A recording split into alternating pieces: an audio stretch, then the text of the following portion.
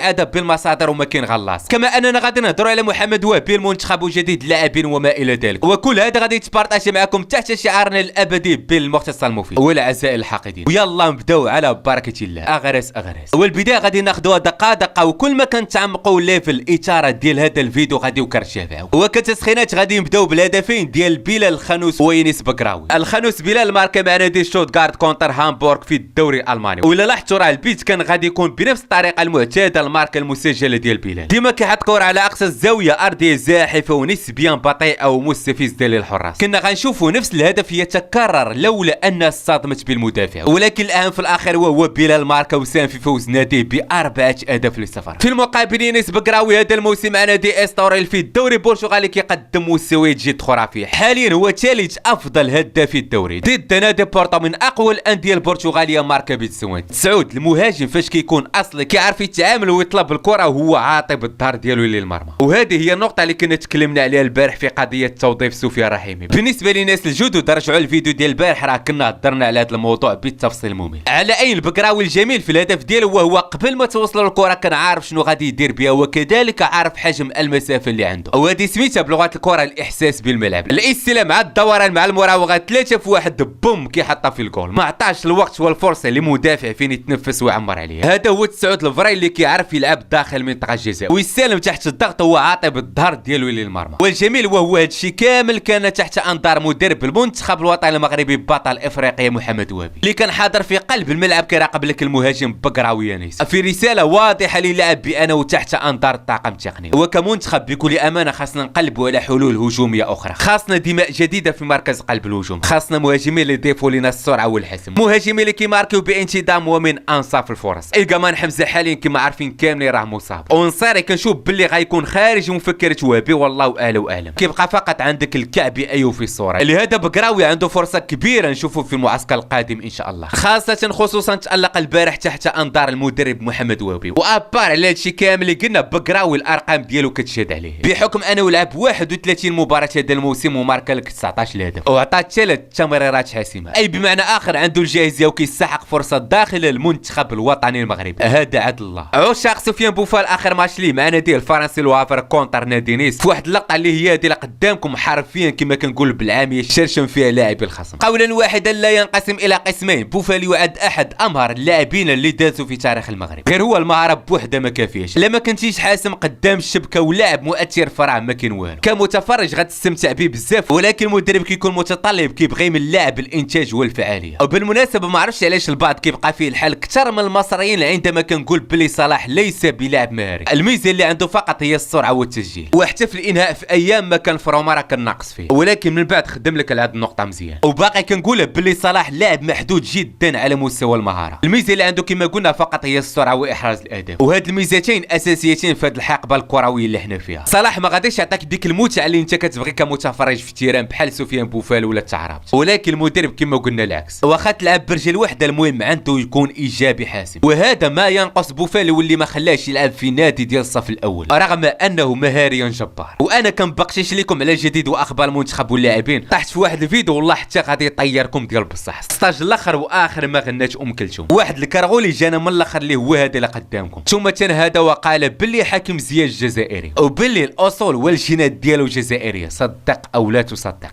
حكيم زياش هذا انا اعتقد انه الجينات نتاعو اما جزائريه، عنده مخول يكونوا خوالو جزائريين، يا تكون اصوله جزائريه، لانه مستحيل يكون مغربي.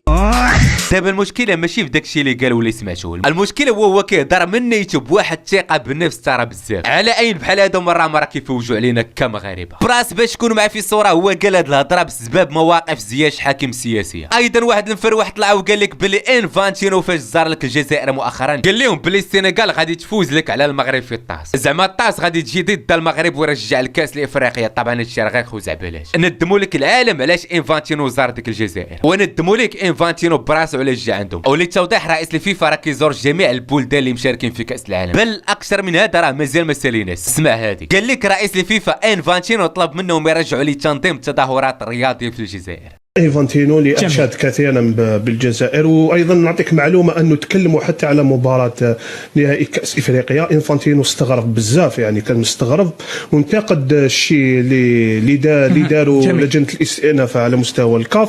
ونظن أنه حتى هو قال أنه الطاس راح ترد الحق للمنتخب السنغالي. هذه كما قلت لك الزيارة هذه كانت ناجحة. تكلموا على الكثير من الأمور اللي تخص كرة القدم الجزائرية خاصة والإفريقية أيضا، لأنه ما تنساش أنه الجزائر ديما تدافع على إفريقيا. صح. الجزائر ماشي اللي تطعن في إفريقيا ولا تخدم جهات مصالحها. بارك الله فيك، دائما تدافع على الكرة الإفريقية ولا الرياضة الإفريقية.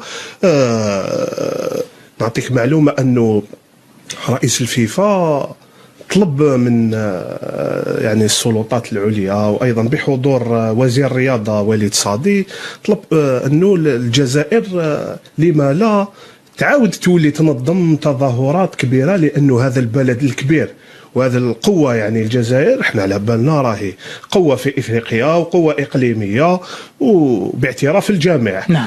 طلب انه قال باللي انه الجزائر بلد كبير، لما لا يعني يعاود يولي ينظم تظاهرات كبيره. وتكلموا ايضا يعني ثمن ايضا الشراكه اللي كاينه ما بين الفيفا والاتحاد الجزائري القادم وايضا الكره الجزائريه بصفه عامه، لانه نشوفوا الفيفا راهو هو كي جا دشن ثلاث يعني سنتحدث عن لا كي تكلموا على رئيس الجمهوريه هو تكلم معاه بشكل عام على الكره الجزائريه والكره الافريقيه. اكيد المنتخب الوطني كان بارك الله فيك، ووجه له حتى دعوه لحضور افتتاح كاس العالم في المكسيك. نعم، المباراه اللي تجمع المكسيك وجنوب افريقيا، المباراه الافتتاحيه، فهمتني. وبما اننا جبدنا نهائي، سمعوا الحارس مندي اللي لعب في كبار انديه اوروبا شنو قال على الجمهور المغربي، تحديدا بالتحديد غادي يهضر على الفينال اللي كان بين السنغال والمغرب. قال لك: عندما خرجنا للإحماء قلت لنفسي إنني لم أرى مثل هذه الأجواء من قبل، كنت في حالة ذهول، لقد فرضوا ضغطا هائلا علينا ونجحوا في ذلك. كانت الأجواء جنونية، لمدة يومين ظللت أسمع أصواتهم في أذني ورأسي لأنها كانت مرتفعة جدا، لم أختبر هذا من قبل، لذلك ما شعرنا به داخل الملعب أعتقد أنه يحدث مرة واحدة فقط في الحياة. يعني اعتراف يمكن تزيدوا على بزاف ديال الاعترافات اللي في كل مرة كتخرج على الجماهير المغربية. اللهم بارك وزيد في ذلك، وديما مغرب ولا عزاء